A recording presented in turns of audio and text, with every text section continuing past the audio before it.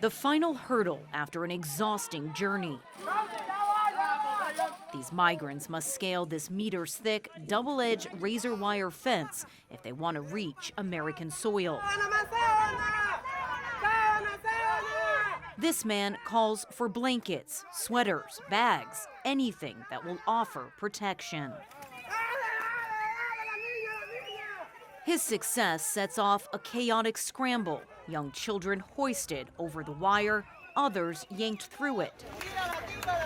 It's a mad dash to get as many people through as quickly as possible. Once safely through, emotions break free.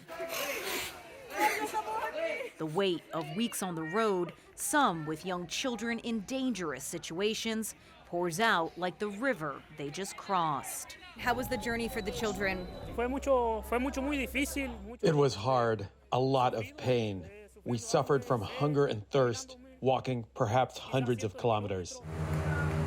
Scenes like this are unfolding day and night along the length of the U.S. southern border. At times, border agents are even cutting the razor fence to let migrants pass safely.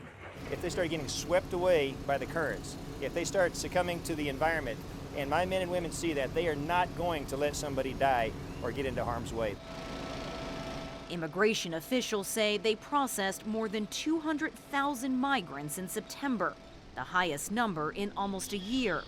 It's a stark reversal from the drop in illegal crossings after a pandemic-era policy allowing border agents to expel migrants was lifted in May. It was replaced by a new, some say harsher, alternative. It requires migrants to book an asylum interview using a government app before entering the U.S. If they don't, they're turned back and banned from entering for 5 years. Some of the migrants we spoke to said they tried to use the app, but that it's full of glitches and appointments are very limited. Tengo 3 meses viajando. I've been traveling for 3 months. I was waiting for the appointment, but I never got it. I couldn't take it anymore, so I had to do this. Many border cities are now at a breaking point. Here's where we welcome asylum seekers. Valeria Wheeler runs the only migrant shelter in Eagle Pass, Texas. They just moved into this bigger space, but are already over capacity. Our capacity depends on how many people leave. So we are ready to process and to support and to feed up to 1,000 people a day. And what sort of numbers have you been seeing over the last couple of days? Between 500 to almost 1,000. Is it straining your resources? Yes, but seeing children and elderly and people with disabilities, it's heartbreaking. She believes the only solution is to address the root causes of migration: violence, poverty, and corruption, so people don't feel compelled to leave in the first place. The Biden administration says it is trying to boost economic opportunities in southern Mexico and northern Central America, supporting 50,000 students, farmers, and others with jobs, training, and access to capital.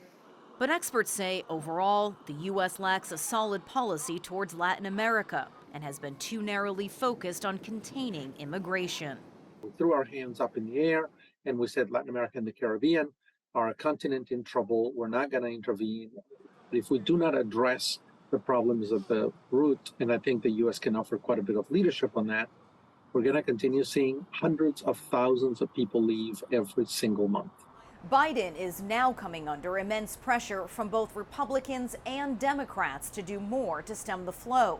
He recently waived 26 federal laws to allow for construction of a new 32-kilometer stretch of border wall, something he promised he'd never do as president. With the 2024 presidential election just over a year away, and with lawmakers in Washington still bitterly divided over whether to include stricter border security measures in a government funding bill, migrants find themselves once again ensnared in American politics. Tony Waterman, CNA, Eagle Pass, Texas.